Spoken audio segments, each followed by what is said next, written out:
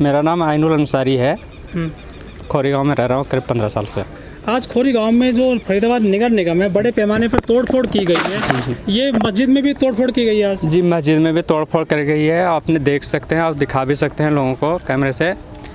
रही बात ये कि बुलडोजर आने से पहले रोड पे थी, तभी मैं मस्जिद में आया तो मैं कुछ जर नमाज थे, किताबें थी और लोटे वगैरह थे जो मैंने निकालने आया, तो पुलिस अधिकारी ने आके बोला कि आप बेफिक्र रहो, मस्जिद में हम हाथ नहीं लगाएंगे। अब हम तो मुतमईन हो गए, आराम से हो गए कि चलो हम अपने घर के पास जाते हैं। जब इन्होंने अधिकारी ने ये बात बोला है तो वो तो कुछ सुनना पड़ेगा, समझना पड़ेगा कि हाँ इन्होंने जो भी बोला है सही बोल रहा है। हालात ये हुआ कि हम घर से वहाँ से देख रहे हैं तो बाथरूम पहले तोड़ दिए उन्होंने, पीछे साइडों में बाथरूम है, ठीक है, बाथरूम तोड़ दिया। तो मुझे समझा शायद हो सकता है कि उनके बगल वाले घर के वजह से बाथरूम भी टूट गया होगा। अब देख रहे हैं कि दोबारा ये मस्जिद पे हमला कर दिया है। अच्छा, ये क्या नाम है मस्जिद का? मस्जिद का नाम रमजानी मस्जिद है। हाँ जी, और मस्जिद काफ़ी पुरानी थी। कितने वर्ष पहले बनाई थी मस्जिद? ये काफ़ी करीब 8-10 साल पहले बनी थी। तो इसको बीच में लॉकडाउन से पहले थोड़ी सी मरम्मत करने के लिए मैंने इसको, हम लोगों ने मिलकर इसको दोबारा सही करके ठीक से कर रहे थे। कितने लोग आते थे यहाँ पे नमाज पढ़ने? मस्जिद में लगभग ज़्यादा तो नहीं आ सकते थे, लेकिन 8-10 आदमी हमेशा रहते थे मस्जिद में। अच्छा, कितने लोग रहते हैं रोजाना मस्जिद में यहाँ करीब? रोज़ाना कम से कम अगर 5 वक्त की बात किया जाए तो कम से कम 6-7 बंदे तो हमेशा रहते हैं, लेकिन ये है कि किसी टाइम 10-12 भी हो जाते थे। अब लॉकडाउन की वजह से लोगों ने आना भी थोड़ा कम कर दिया था, बस 2-3 आदमी ही रेगुलर नमाज़ पढ़ते थे लॉकडाउन में। तो अब जैसे कि बारिश का मौसम चल रहा है, आज भी काफ़ी बारिश पड़ी है। आज आप देख सकते हैं बारिश की वजह से हम पूरा गीला हुए हैं, अभी भी सर्दी से लग रही है। अब ऐसे हालात हो गए हैं। तो कैसे, कहाँ नमाज़ पढ़ोगे अब? अब ये तो अल्लाह बेहतर जहाँ रास्ता दिखा दे नमाज़ पढ़ने के लिए, अब तो घर में ही इंतज़ाम करना पड़ेगा।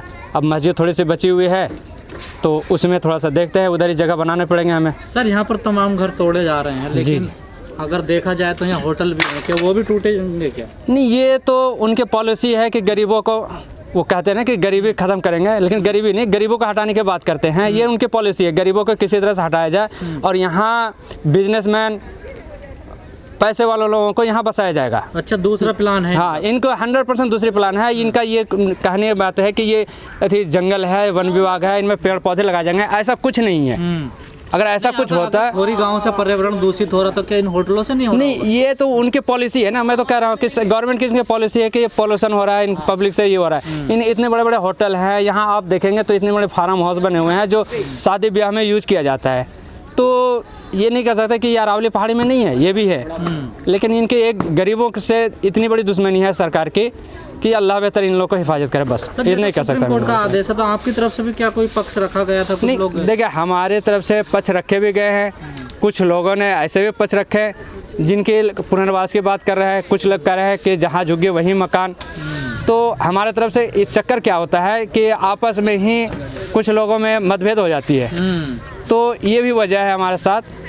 और ये तो पुराने है, ऐसा तो नहीं कि आज बसी है। सर, बारिश का समय है, तमाम अब तोड़ दिए हैं, यहाँ पर घर बेघर हो गए हैं लोग, ऐसे कहाँ क्या सोच? अब ये देखें, जिस टाइम तोड़े थे बारिश हो रही थी, लोग सारे लोग गीले हो गए हैं, उनके बर्तन, कपड़े, यानी हालात इतनी बद से बदतर कर दिए इन्होंने। जब बारिश हो रही थी कम से कम इतनी तो रहम करते कि चलो अभी छोड़ते हैं, मौसम साफ हो जाए तो तोड़े, लेकिन ये यहाँ तक कि उनके अंदर में रहम नहीं आया।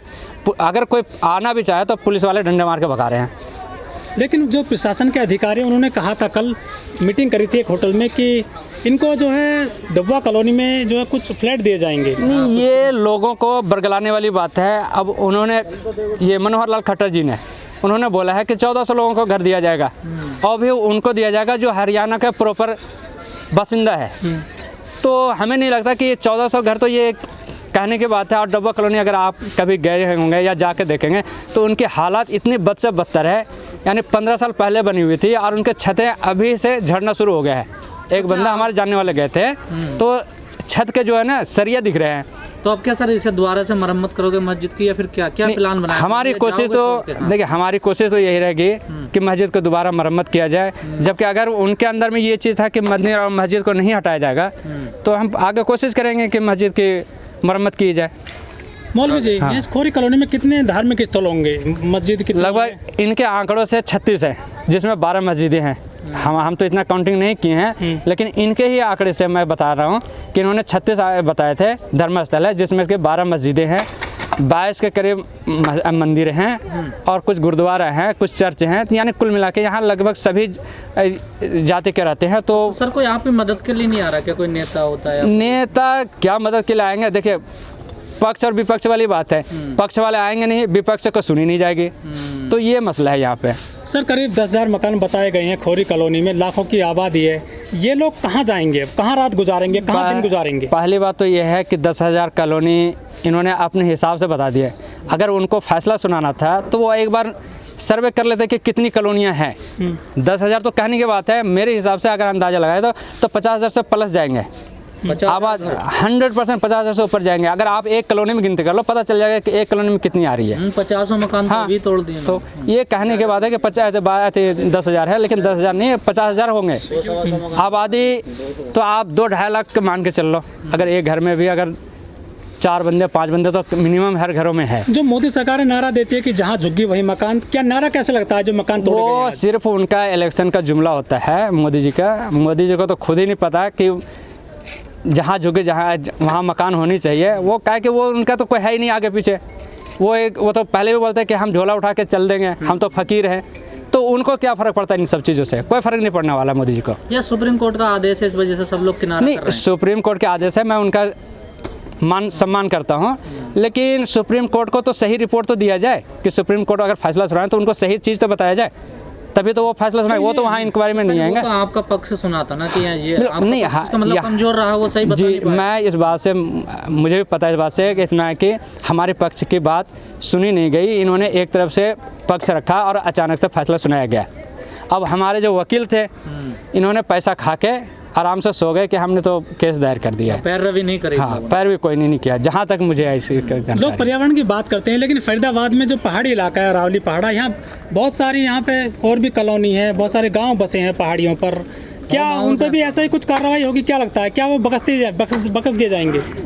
अब ये तो गवर्नमेंट इसके बारे में बताएंगे, हम इतना ज़्यादा नहीं बताते। लेकिन ये जो कहते हैं पर्यावरण बचाने की बात कर रहे हैं, तो पर्यावरण जब अगर बचाने से क्या मिलने वाला है? जब आम आदमी, गरीब तबके के लोगों को हटा के आदमी अगर एक इंसान को जान मार के अगर किसी जानवर को बचा रहे हैं, तो ये उनकी पॉलिसी हो सकती है। मैं इस बात से सहमत नहीं हूँ।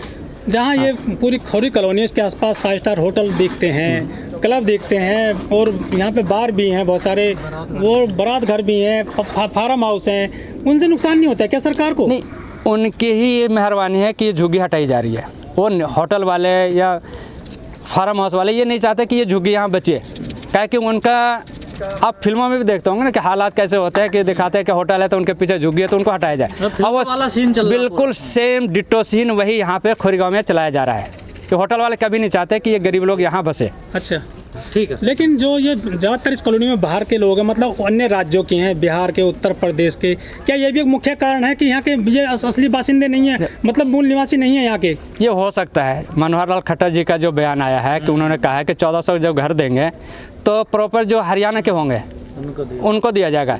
हम आज 15 साल से लगभग हम यहाँ हैं, हम झारखंड से हैं। हमने किसी तरीके से बड़ी मुश्किल से यहाँ लिए थे, ये समझ के कि चलो अपना परिवार यहाँ गुजर बसर कर लेंगे।